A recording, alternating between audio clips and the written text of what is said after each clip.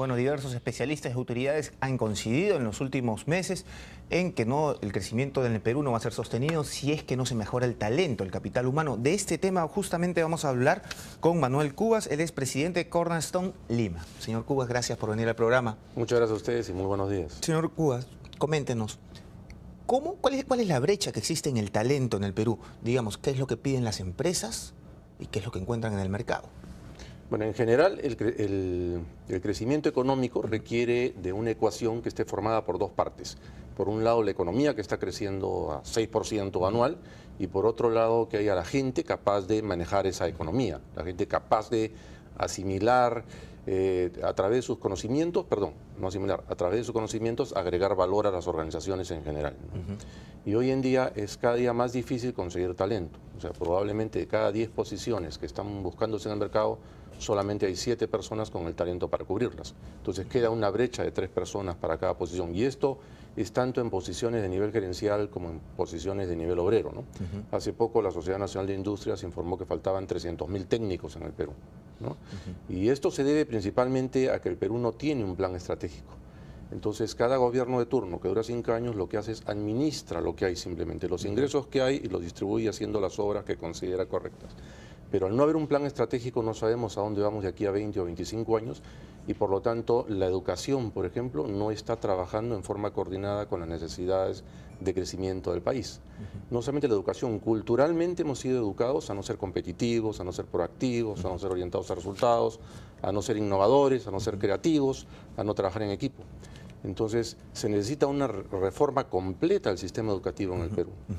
De acuerdo en el tema en el que no hay un plan estratégico por parte del gobierno, pero ¿qué hacer mientras entonces? Algunas empresas ya están formando hasta universidades internas para contratar a gente que, digamos, necesitan o le ven cierto talento, pero que hay que todavía seguir formando. Así es. Pero son muy pocas las empresas que tienen universidades internas. O sea, ¿qué cosa es una universidad interna en una empresa? La universidad interna en una empresa está formada por todos aquellos programas o cursos de entrenamiento, de capacitación, que permiten cubrir las brechas entre lo que la empresa necesita y lo que la gente que ellos tienen posee, ¿no? O sea, los conocimientos, las competencias que ellos tienen. Claro, y ese lujo se lo pueden dar también los grupos grandes, pues no todas las empresas. Lo tienen principalmente las empresas multinacionales. Cuando uno entra a trabajar a una empresa multinacional muy organizada, estas empresas le entregan a cada uno, hoy en día a través del e-learning, o sea, a través de Internet, uno tiene un bagaje de cursos que va a ir siguiendo en el transcurso de su vida laboral en esa empresa. Algunas empresas privadas, grupos nacionales grandes, están trabajando en eso también. Pero el 90% de las empresas en el Perú no lo tienen. Entonces, ¿qué es lo que hacen? Cuando necesitan cubrir una posición, contratan a alguien con las capacidades adecuadas. Pero si esa persona no se entrena y no entrena a los demás, simplemente la persona se vuelve obsoleta y la gente se vuelve obsoleta. Claro, conversaba alguna vez, recuerdo, con un gerente general de una cadena de supermercados y él me decía, Fernando, además del dolor de cabeza que significa conseguir el local, sacar los permisos, luego de tener todo eso, tengo que pensar en que tengo que contratar a 100 o 200 personas y no las hay en el mercado. Así que tenemos que capacitarla en una escuela que hemos formado justamente para eso. Así es.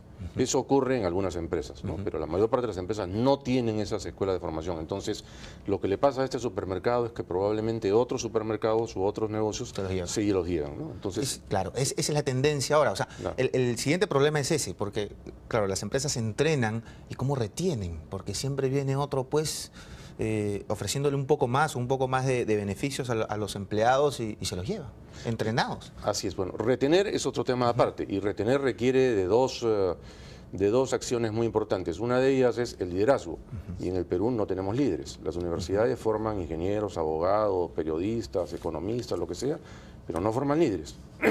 Por lo tanto, al no haber líderes en las empresas, no saben cómo retener. El liderazgo en realidad tiene una serie de subcompetencias, algunas de las cuales están relacionadas con cómo tratas a tu gente. Y la otra parte es el mercado salarial.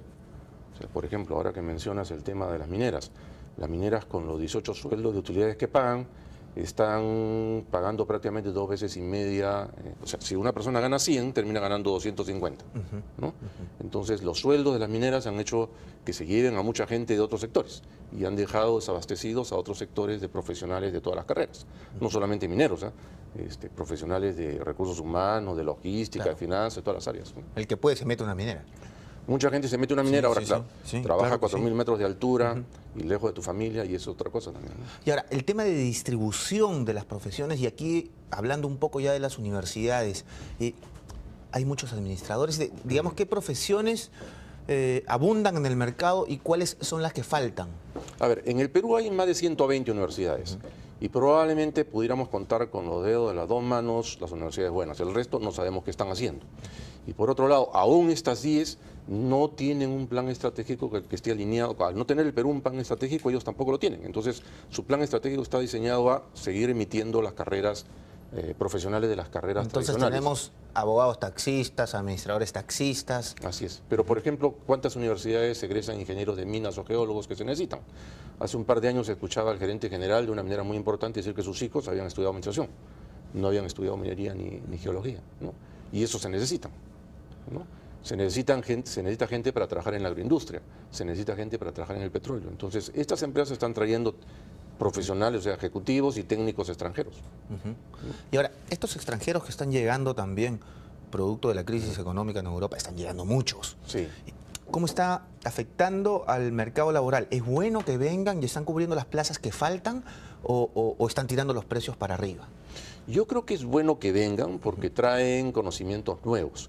Lo que pasa es que deberíamos aprovechar a estos profesionales extranjeros para entrenar a los nuestros y para desarrollar más profesionales locales, ¿no? Los precios definitivamente de la mano de obra hoy en día han subido, ¿no? O sea, cada día es más difícil conseguir una persona.